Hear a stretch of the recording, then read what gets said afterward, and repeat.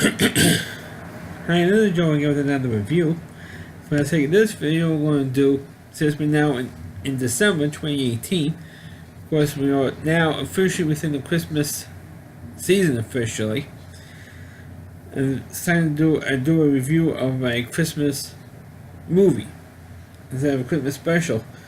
We practically did most, if not all, the Christmas specials that I was going to do, but this time doing a Christmas movie.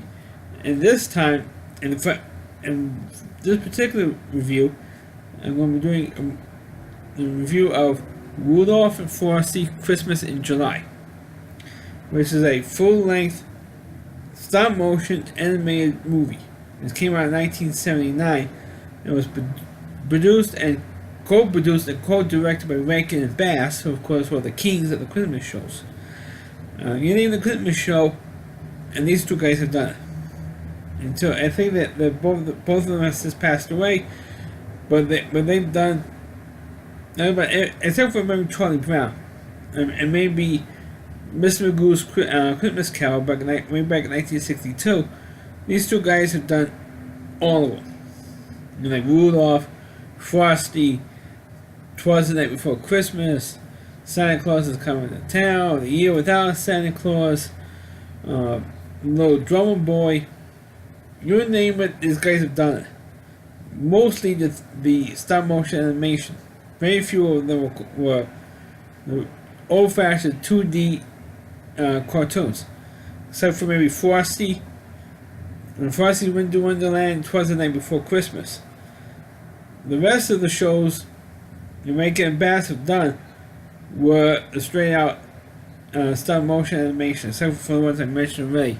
And the only other film that Rankin and Bass have directed was The Last Unicorn, which was like which came out in 1982 or 83. So, but those are only 9 Christmas shows that these two guys have done, as far as I know.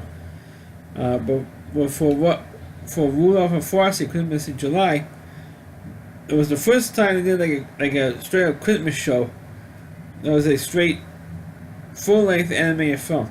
And I used to hear it maybe once a year. Now, thanks to AMC, or American Movie Classics cable network, they recently aired this show, and it was very rare to find anybody who was willing to broadcast this film. And it is a film, not a straight Christmas show. But I know going on for a long time, almost 3 minutes without discussing the actual plot. Well, the plot for Frosty is there was this evil wizard named Winter Winter Force, whatever his name is, and he was put under a deep sleep, like a trance, by the woman who was like a wizard, like a magic fairy, I guess, who was in control of what was called the Northern Lights. And this Winterbolt, this character's name, this wizard or King Winterbolt was in charge of the North Pole, and he was a real extremely evil character. And he was so evil they chased all the whatever animals were there away and all that stuff. So the one who controlled the Northern Lights got annoyed with him and put a spell on him, and to be forever in a deep sleep, and he would never be in control of the North Pole ever again. Well, he was out of action for a few centuries even. That's how long this character was been out. During that time, there was a little guy that came up to the North Pole named Santa Claus. He took over the North Pole with his toy factory and his family, the Kringles. And I should mention the voice actors, which we're going to eventually get into. So Winterbolt found out that now Santa Claus is taken over, and the animals came back because Santa brought in the animals with him, including the reindeer and everything else. And while that happened, this fairy decided to give the power of the Northern Lights to one particular reindeer. It was kind of like rewrote the whole history of this particular reindeer, who was having to be Rudolph, and completely rewrote the story, the origin story of Rudolph a little bit, saying why he has the red nose, and that's because that's the power of the Northern Lights in Rudolph's nose to help Santa, because apparently Winterbolt woke up from his coma and decided to get even with Santa Claus by bringing this big winter storm. And so to help Santa Claus out, the fairy helped, the one who controls the Northern Lights, decided to give Rudolph this power of the Northern Lights in his nose, so he could light the way for Santa and help Santa Claus out and get revenge on Winterbolt. So Winterbolt gets mad and decides to get even on Santa Claus and Rudolph by getting, the power or the magic that Rudolph has in his nose. So, and I know it sounds convoluted, especially for a children's a film that's aimed at kids. It does sound kind of convoluted, but that's the plot that they went with. I didn't think it was that bad of a plot, actually. It does sound a little complicated the way I'm explaining it, but that was the plot of the film. Well, so the second thing, of course, also in this film, you find out that Rudolph and Frosty at this point are friends. Of course, this movie, of course, takes place, even though Rudolph looks the same age, takes place 15 years after the original Rudolph the Red-Nosed Reindeer show, and 10 years after the original Frosty the Snowman special. So that's how long ago the time difference is between the original specials and this film. And it does have the same voice actors, I should mention. Before I go any further, let's see, Jackie Vernon voiced Frosty. I'm not sure who was the voice actor for Rudolph, but the interesting thing is that the voice for Santa was Mickey Rooney, who played Santa Claus in the Santa Claus is Coming to Town show, special by Rankin and Bass. So at least he brought the same voice actor back. But here's what's interesting part is, the guy who was the voice of Winterbolt was the same voice actor who was the voice of Santa in the Frosty the Snowman special. So the guy in the room put Mickey Rooney as the voice of Santa, and the actor was the voice of Santa, and Frosty the Snowman was the voice actor for the villain, Winterbolt, in this thing. So I thought that was kind of interesting. But anyway, back to the plot. The plot was that Santa had Frosty and Crystal, who was voiced once again by Shelley Winters, same voice actor from the real sequel to Frosty the Snowman, Frosty's Winter Wonderland. The kid, and they had two snow kids, believe it or not. I don't know how that was possible. But they had two snow kids. They were kind of bored by living in the North Pole all the time. And Frosty says, "So look, if you go anywhere, don't forget it's July. So if you go anywhere, we're going to melt wherever the hell we go." So Winterbolt decides to come up with this idea of helping Frosty out because they want to go see the circus. Because Frosty Rudolph had a friend who was working at the circus, and his friend tells Rudolph about how bummed out he is that the circus that he and his girlfriend were working for was losing money and about to be taken over by this evil banking guy. So when Rudolph was like, "Oh, I could go down and help him out, do maybe some of my tricks with my nose, and do some flips and fly through the air and stuff, and maybe he'll draw a crowd." And I said, "That's a good idea." And Frosty wanted to help out, but naturally, of course, he can't, because he naturally go to the beach in July, and that's a no-no because he's going to melt, right? So Winterbolt watches this for his magic snowball, says, "Hey, I got an idea." He makes it a special amulet for Frosty and his whole family to wear so they won't melt, and put like a spell on, so that Frosty and his wife Crystal and his 2 kids won't melt.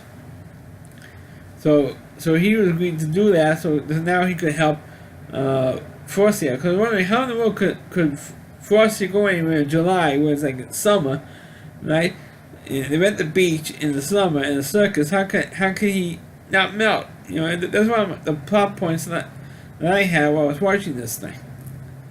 I said, how could they not have Frosty melt? You know, but they worked that out, or they filled up that plot point with the special amulet that the villain used to give to Frosty and his family so they won't melt. So anyway, they're at the circus, and I should mention that the woman who was running the circus was voiced by Ethel Merman. Now, those of you who don't know who Ethel Merman is, she was a great Broadway star in the 40s, 50s, and even into the 60s. And she was one of the greatest singers you're ever going to hear in your life.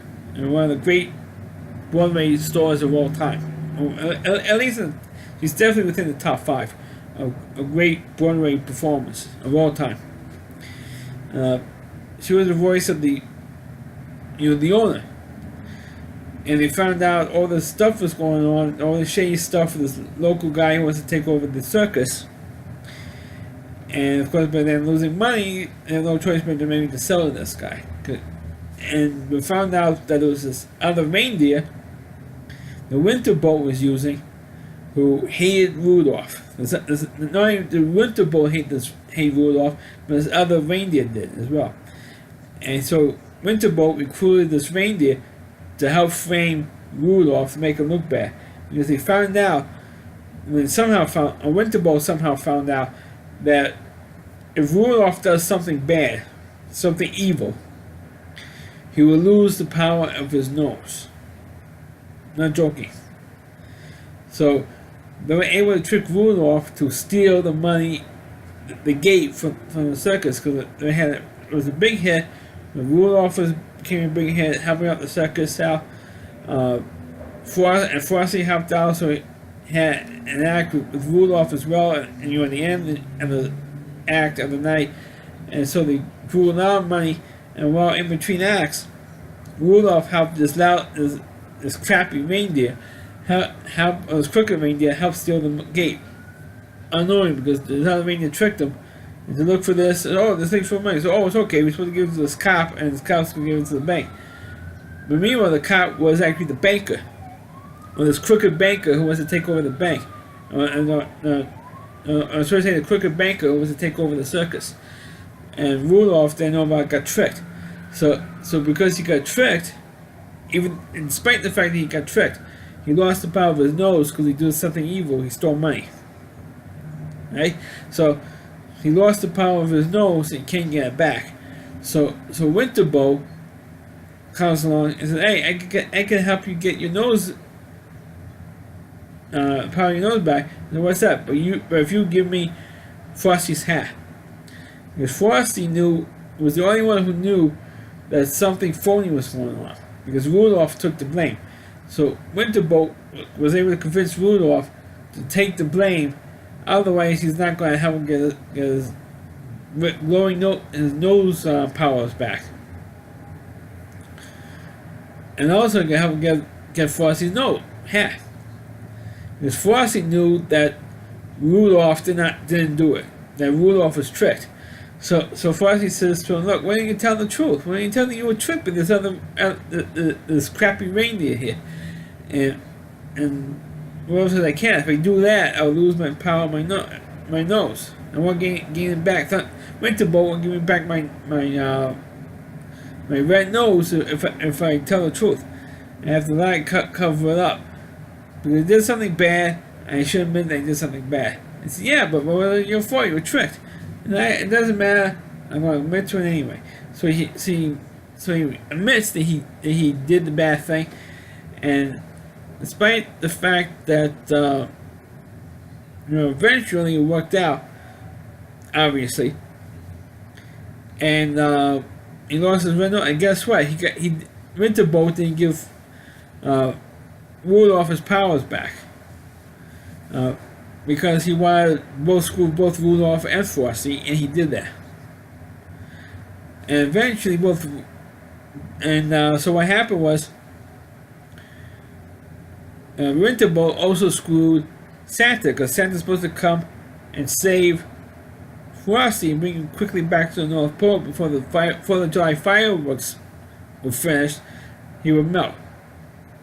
That's how long the amulet he was wearing would cease to work to protect him when the 4th of July fireworks were finished.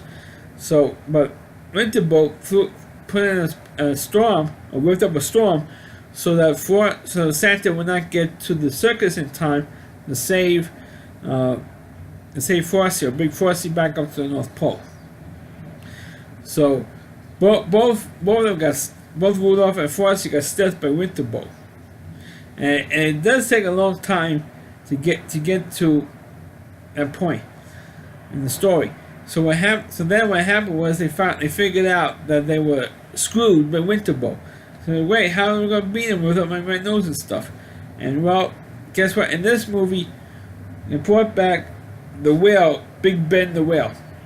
Now, those of you who don't know or haven't seen any of these shows, Big Ben was this whale who helped Rudolph out in Rudolph's Shiny New Year. It was the second Rudolph the Red-Nosed Reindeer show, which is a terrible show. But you see the Big Ben the whale, and he was the only other character other than Santa Claus, of course, who came from another Rudolph show that came in on here to help him out. And the same thing with Frosty. No other characters from the Frosty universe from the two previous shows came in this one either. Like Karen, the little girl from the first Frosty special. You never seen her again, or any of the other kids again from the Frosty special, of the two previous Frosty shows. Came back. The only other character that came back that was in both Rudolph and Frosty shows was Santa Claus. It was the only one that was in both shows with Rudolph and Frosty. He came back in this movie. Anyway, they figured out that Winterbolt screwed them, and he was the evil character. Well, when Rudolph finally told the truth that Winterbolt was the one who did it, plus his other reindeer, and his cop came along and his other cop was there, says, "Hey, Rudolph was tricked. Rudolph didn't do it. He got tricked. So here's the money back." He said, "Okay, great." And because Rudolph made amends, he got his nose back. But it was too late to save Frosty and his family because they all melted. But then they brought in another character from a Rankin Bass show, which was Jack Frost. So they brought Jack Frost in. I should mention Jack Frost was in the Frosty Winter Wonderland show. He was the villain in Frosty's Winter Wonderland show. He was the villain in that. So, and he also had his own Rankin and Bass individual special as well. Jack Frost did. So there was the only other character from. And I mentioned earlier that there was nobody else from the Frosty universe that came in here. Well, fortunately I was wrong. Jack Frost came in, and he helped Rudolph, Frosty and his family. He blew his cold breath on them, and they came back to life. And Satan kept blowing his cold air on them, so that way they will survive on the trip back to the North Pole. So that's how they saved Rudolph, Frosty and his family.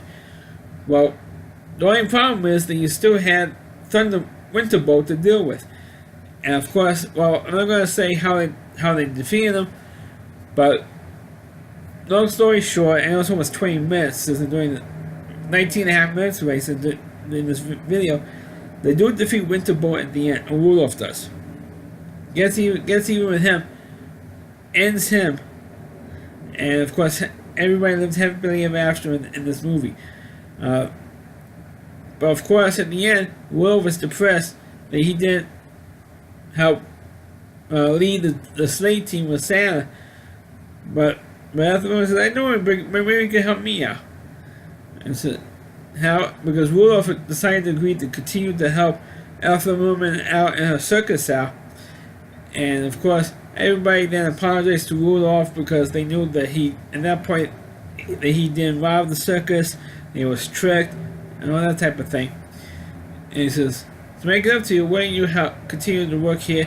Do all the tricks, you can do it for as long as you want. You can stay. You can stay with the circus. You can continue to help me out and continue to do your, flying tricks and stuff. And Rudolph decided to agree to do that and said, okay, fine, continue to do that. And like I said earlier, happy ever after, everything worked out in the end. But the problem is, this movie was way, way, way too long. I think this movie in itself originally, without the commercials, about like an hour and 40 minutes long. So a film like this, with the two iconic Christmas characters, it should be at least 20 minutes shorter. It should be about like an hour and 20 minutes, hour and 25 minutes tops. But if you're going past an hour and a half for a children's movie, or at least a stop motion animation film that goes this long, it's about an hour and 40 minutes long. And AMC showed this thing for 2.5 hours with the commercials. So it's like almost an hour longer. It was about 50 minutes longer with the commercials in it. It was way too long, in my opinion. Because there were sequences that were in there that just went way too long. Like some of the songs, some of the acts, Christmas acts. There's a sequence when they do the whole act, doing the circus. I thought that sequence was too long. But as a film itself, I didn't think it was that bad of a film. It's entertaining for what it is. It's good when it has a good plot, especially when you're scared that Rudolph loses the power of his nose. So his nose was weak, was blinking out. That could freak kids out. But on the villain, and it was like this talking mirror there with his jaws going out like this. I mean, they could creep kids out, especially back in 1979 when you already had the first two Jaws movies came out at that time, so you could really freak kids out with that thing. But as a film itself, and the other thing was, like I said, even though I say it's too long, it's not, and I felt it was like too padded out with the circus sequence. But as a film itself, it's not that bad, and I wish it would be shown more often on regular TV, not on cable. And that's the problem today, is that they spend so much money on I'm talking about the major TV networks like ABC, NBC, Fox, and the CW spend so much money on the regular shows. They don't want to take off the regular television shows, even though in December it's mostly going to be repeats for most of the month of December. They want to take the shows off for when shows that were like 40 or 50 years old shows. They don't want to do that.